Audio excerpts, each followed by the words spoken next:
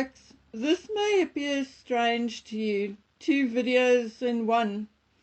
The short piece which will follow this is what I was working on before I got the news of my mother's passing. After that I could not concentrate. I called my daughter in Canada and informed a few people and went straight to bed. Literally, I cannot even remember whether I ate last night or not. I slept until 5 a.m. this morning. I spoke to my brother and he said the same thing. He said it's the first time in weeks, maybe months, that he slept through the night. People may find it strange that we are back doing what we are doing today, and although we do not owe anyone an explanation, I'll give you one in short. Our mother had been ill basically all year. Her decline was quick yet slow. She went from fit and busy one day to weak and confused the next day. In the beginning her vitals were good, but it deteriorated over a matter of months and she was moved to a frail care facility months ago. Since March this year, we had been living on eggshells, not knowing when the tiding will come. These last few weeks, she had been in and out of a comatose state, and for the past week, she had not responded to anyone. Like my brother so aptly said, we had already cried all our tears. We have none left. As you already know, I had a massive panic attack in our Pick n Pay Oudtshoorns parking lot, which in my non-medical opinion culminated from just having too much to deal with all at once. Neither my parents wanted a funeral. My father was a devout Christian, my mother not so much. In their younger years, they did go to church, but since we left school and we left home, they practiced their beliefs in their own way. Not only that, we are a tiny family, and the ones who are left live all over the world. Canada, United States, United Kingdom, New Zealand, Australia, etc. My mother, like my father, will be cremated, and then the 3 of us will go place her with my dad and catch up with each other. Okay guys, so with that said, let me play you yesterday's half a video and once that is done, I'll bring you the rest in a separate video. So bye for now. Hi folks, good to see you. Although I can't see you, I know you are there. Thank you for joining me today. The kids are running their stall at the market. I painted one wall in the lounge and now it must dry before I tackle the second layer. So while I do that, let's continue talking about Harry's appearance on the Deal Book Show. Now once again I'm going to quote him. I think again when you are kind of trapped within this bubble, it kind of feels like there's no way out. What happened to my mom and the fact that I was a kid and felt helpless, there comes the inner turmoil. I felt helpless. One of my biggest weaknesses is feeling helpless. What worried me most was worrying that it would happen to me or to my wife or to my kids. Okay, let's talk. Harry says, this bubble. So what is he talking about? He's neither in Britain, nor is he still working for the monarchy or living in one of the royal palaces. So as he sits there in New York City, what is he referring to when he talks about this bubble? Is he talking about his wife and his marriage? Or is he talking about his celebrity status?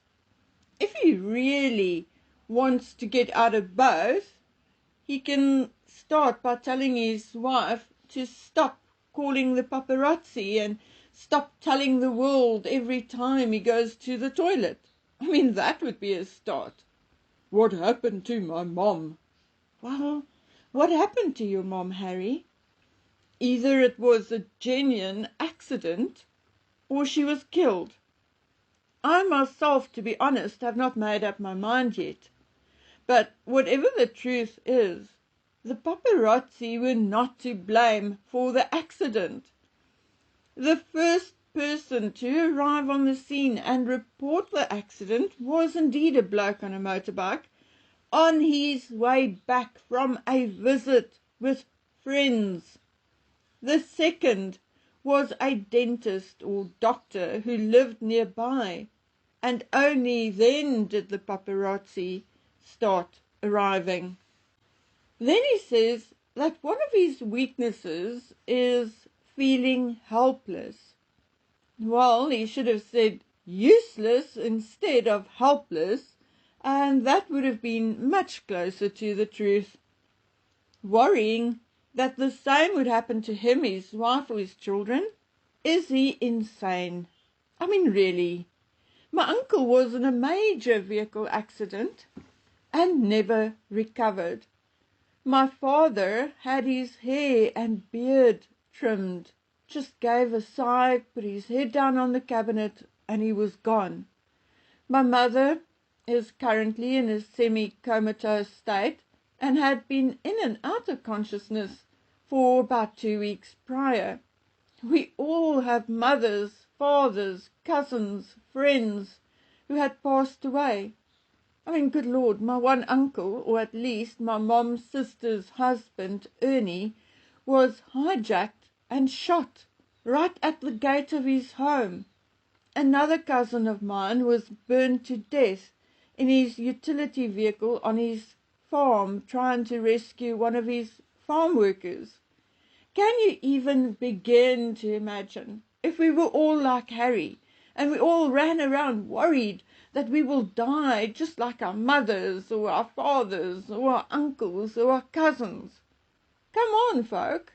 It would be crazy and ridiculous, and we'll end up doing nothing, going nowhere, not cutting our hair, I'm sorry if I sound heartless, but, I mean, shit happens.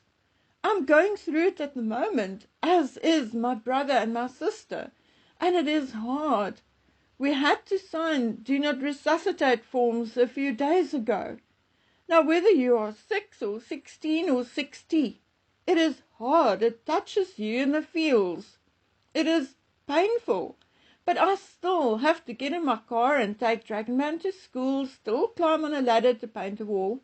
I can't and I won't go on television and say things like, I live in fear that I or my children will die like my mother or father or uncle or cousin. It's insane. And to me, that one single statement is indeed proof that Harry is either semi-insane or full-blown mad. I've heard people talk about hereditary conditions like, for instance, a heart issue or diabetes or whatever that you inherit from a family member. But never have I heard anyone being paranoid that they will die the same type of death or as a result of the same type of mishap or accident as someone else, be it your parent. Never.